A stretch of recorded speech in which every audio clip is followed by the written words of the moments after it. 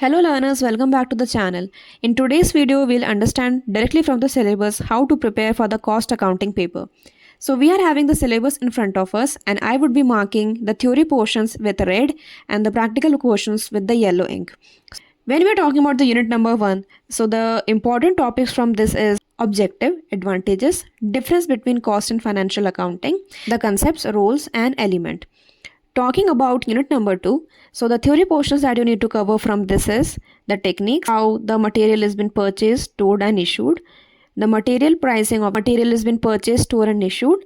Then moving on to the labor, you should be aware of all the formulas that are there in the incentive schemes. Talking about unit number 3, you should be aware of the allocation, apportionment, absorption. You should be aware of the bad debts, and you should be also aware of the activity based cost allocation. So this is the theory that you need to cover from the unit number 3. Talking about unit number 4, we are having 3 major contents over here: unit costing, contract costing and job costing. So from unit costing, you should be aware of the cost sheet, the elements, the objectives. From the contract, you should be aware of the types of the contract. And when we're talking about the job costing, you should be aware of the objectives, features, advantages. Also, there can be a hybrid question where you need to compare all the values together.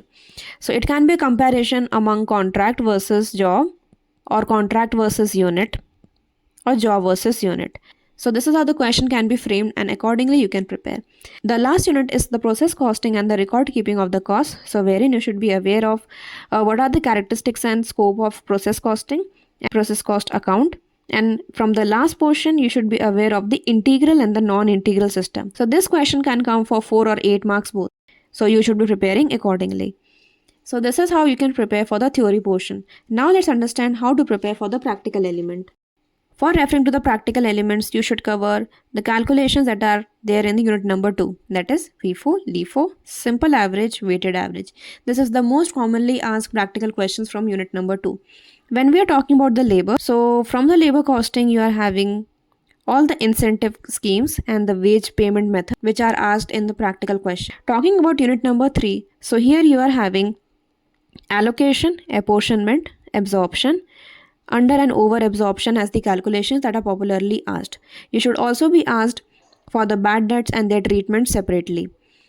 Talking about unit number 4, so you would be asked about the cost sheet. You need to prepare a cost sheet based on the unit costing. Then in contract costing, you would be asked a full-fledged questions where you need to explain everything related with the contract costing, the certified and the uncertified calculations which are there in this.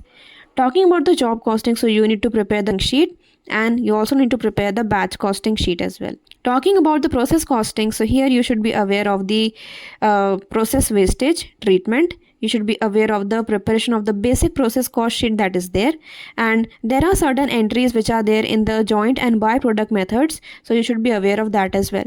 And the last one, this is the integral and the non-integral system, wherein this is asked as a form of a practical question. You need to write all the entries which are there in the integral and non-integral system. If you found this video useful, hit the like button and subscribe to this channel for more updates. Thank you.